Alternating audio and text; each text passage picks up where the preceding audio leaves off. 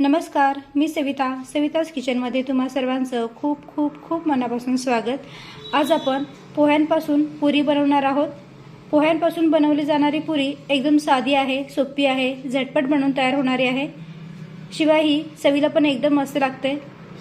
चला तर पोह्यांपासून पुरी कशी बनवायची ते पाहूया।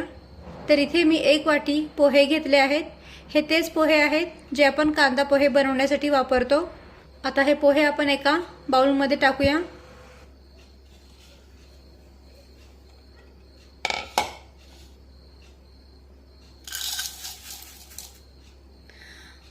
आता पुढील सर्व साहित्य आपण याच वाटीने मोजून घेणार आहोत। आता या पोह्यांमध्ये आपण पाणी टाकून हे पोहे आपण स्वच्छ धुवून घेऊया।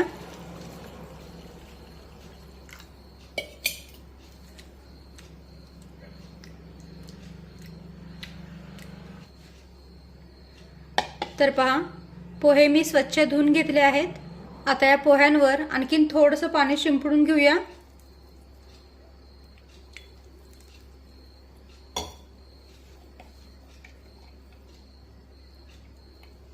आणि 15 ते 20 मिनिटांसाठी हे पोहे आपण झाकून ठेवूया, म्हणजे मग पोहे व्यवस्थित भिजले जातील आणि ते मऊ होतील। आणि आता 15 ते 20 मिनिटे झालेले आहेत। या पोह्यांवरचं आपण झाकण काढूया आणि हे पोहे हाताने दाबून दाबून बारीक करून घेऊया। छानपैकी याला चुरून घ्यायचे।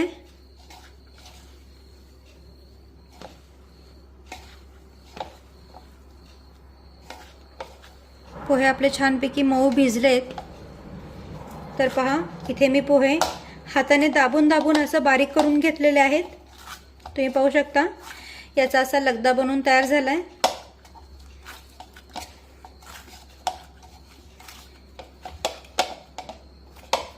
आता या पोह्यांमध्ये ज्या वाटीने आपण 1 वाटी पोहे घेतले होते, त्याच वाटीने अर्धी वाटी गव्हाचं पीठ यामध्ये टाकूया।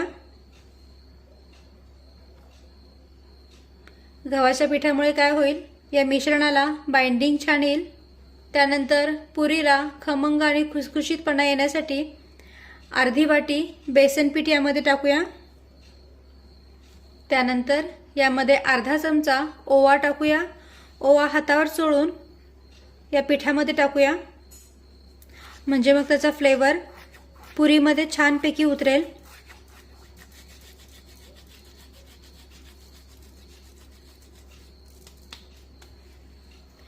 त्यानंतर अर्धा चमचा लाल मिरची पावडर टाकूया।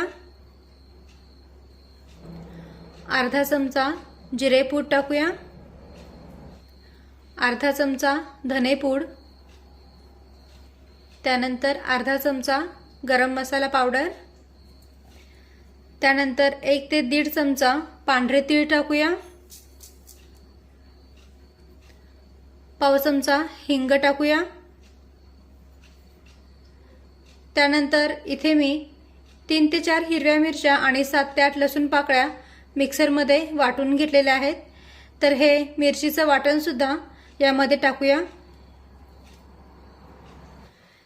त्यानंतर 1 चमचाभर लिंबाचा रस टाकूया। लिंबाच्या रसाऐवजी तुम्ही चाट मसाला सुद्धा वापरू शकता। त्यानंतर बारीक चिरलेली कोथिंबीर टाकूया आणि चवीनुसार मीठ टाकूया। तर यामध्ये आपण लिंबाचा रस सुद्धा टाकलेला आहे, त्यामुळे मीठ जरा जपूनच टाकायचं।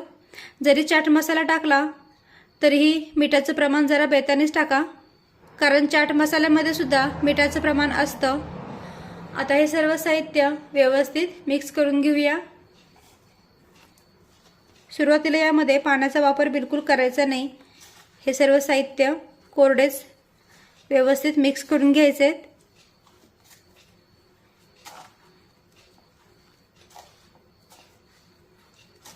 त्यानंतर गरजेनुसारच आपण यामध्ये पाणी टाकून हे मिश्रण मळून घेणार आहोत।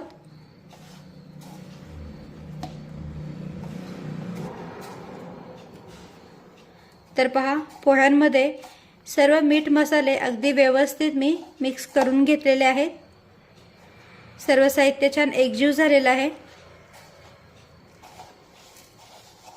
आणि आता तुम्ही पाहू शकता हे जे मिश्रण आहे ते खूपच कोरडं आहे आणि आता यामध्ये अगदी थोडंसं पाणी टाकून हे मिश्रण मळून घेऊया।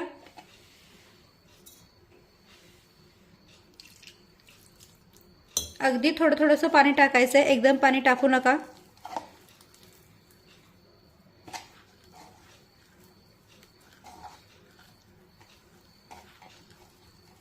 अंदाज घेतच आपल्याला पाणी टाकायचं आहे आणि हे मिश्रण जे आहे ते मळून घ्यायचं आहे।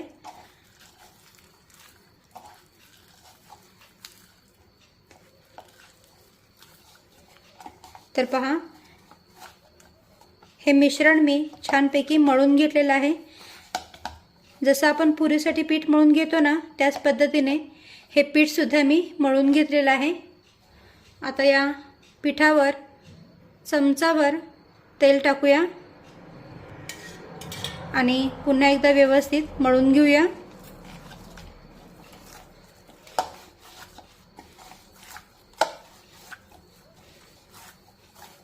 तर पहा छानपैकी हे पीठ मळून झालेलं आहे। आता या पिठाला एक 5 मिनिटे आपण झाकून ठेवूया आणि त्यानंतर पुऱ्या लाटायला सुरुवात करूया। जास्त वेळ हे पीठ झाकून ठेवायचं नाही, नाहीतर मग हे पीठ जे आहे ते सैलसर होऊ शकतं। आणि आता 5 मिनिटे झालेली आहेत। या पिठावरचं आपण झाकण काढूया आणि हे पीठ मी पुन्हा एकदा मळून घेते।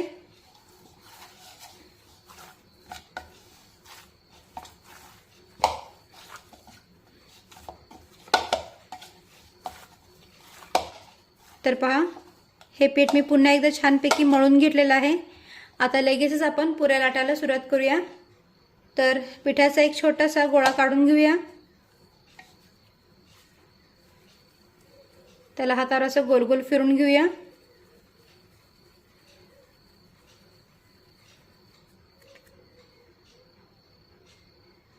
आणि आता पुरी लाटायला सुरुवात करूया। आता सुरुवातीला या पोळीपाटाला आणि लाटण्याला तेल लावून घेऊया।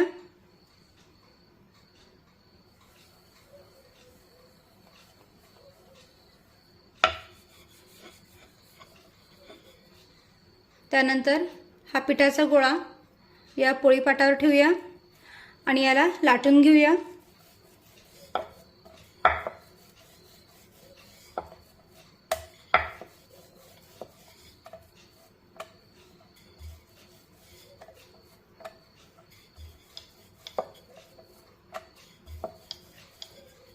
तर तुम्ही पाहू शकता या पुरीला कडेकडेनी क्रॅक पडलेले आहेत। तर काय करायचं, वाटी घ्यायची आणि वाटीने छान गोलाकार पुरी काढून घ्यायची अशा पद्धतीने।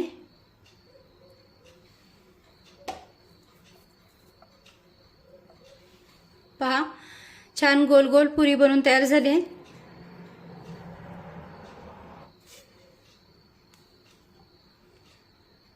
आता अशाच पद्धतीने आणखीन एक पुरी बनवून दाखवते। पिठाचा एक गोळा काढून घेतलेला आहे। या पिठाच्या गोळ्याला छान गोल आकार देऊन घेऊया, हलक्या हाताने थोडंसं प्रेस करूया आणि याला लाटून घेऊया।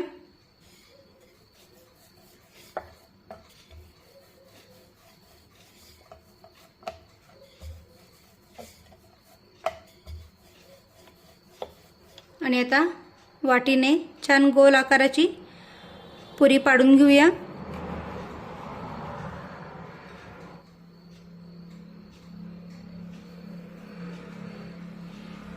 मस्त। आणि आता अशाच पद्धतीने आणखीन पुऱ्या बनवून घेते।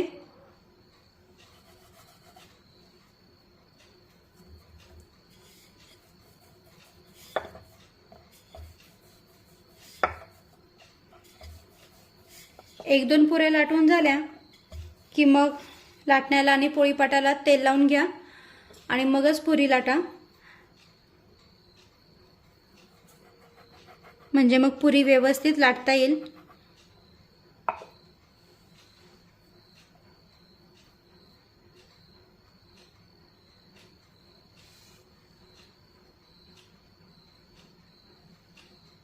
फार जाड पण नाही आणि फार पातळ पण नाही, अशा पद्धतीने पुरी लाटून घ्यायची आहे।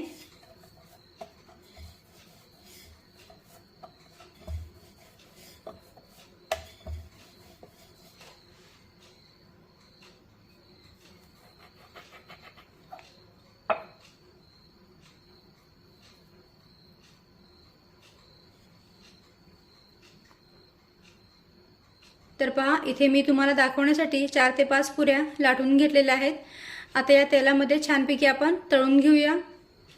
तर इकडे गॅसवर मी कढईमध्ये तेल गरम करून घेतलेलं आहे। फार कडकडीत म्हणजे अगदीच धूर निघेपर्यंत तेल गरम करायचं नाही। तर तेल आपलं छानपैकी गरम झालेलं आहे। आता गॅसची फ्लेम मध्यम ठेवूया आणि मध्यम आचेवर या पुऱ्या तळून घेऊया। तेलामध्ये पुरी सोडल्यानंतर पुरीवर असं तेल सोडत राहायचं झाऱ्याने, म्हणजे मग पुरी छान टम्म फुगली जाते।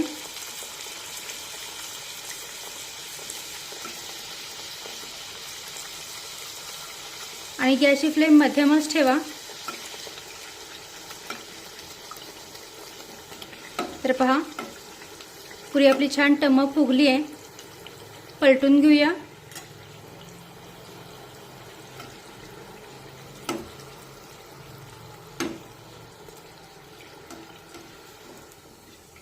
पहा, छानपैकी आपली पुरी टम्म फुगली आणि दोन्ही बाजूने छानपैकी रंग आलेला आहे पुरीला। आता ही काढून घेऊया।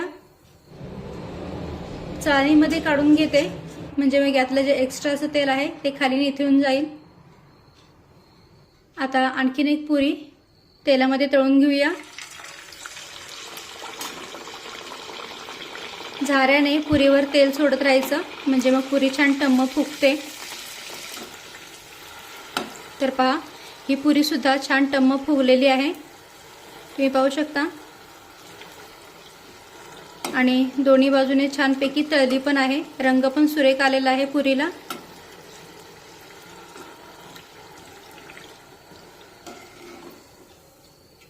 मस्त काढून घेऊया।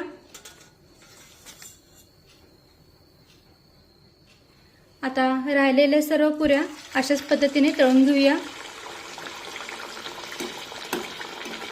गॅसची फ्लेम मध्यमच ठेवा आणि मध्यम आचेवर पुरी छानपैकी तळून घ्या। तर पहा, ही पुरी सुद्धा आपली छानपैकी टम्म फुगली आहे। दोन्ही बाजूने छानपैकी तळलेली आहे आणि रंग पण सुरेख आलेला आहे पुरीला।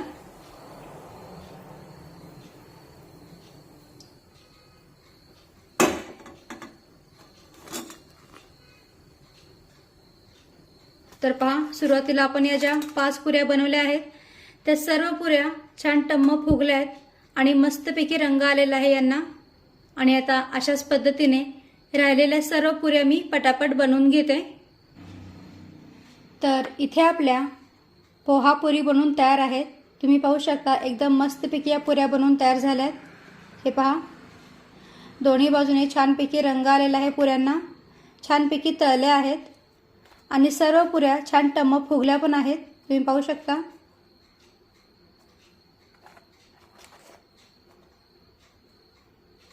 एक मोडून दाखवते।